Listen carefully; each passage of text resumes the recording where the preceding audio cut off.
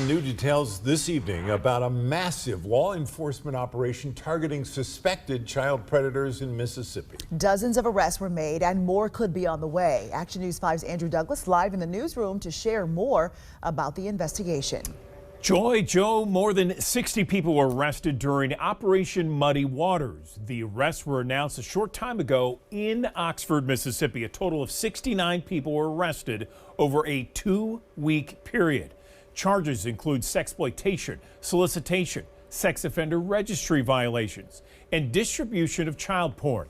Dozens of search warrants were served and numerous electronic devices were seized. And get this, investigators say the majority of these suspects had prior child sex offenses on their record.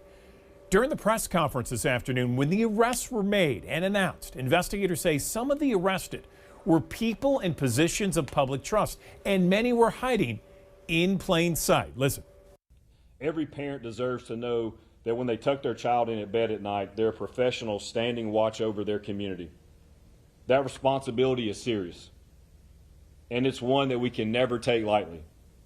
Our job is not to simply investigate crimes after children have been harmed, but it's our responsibility to prevent children from being harmed in the first place.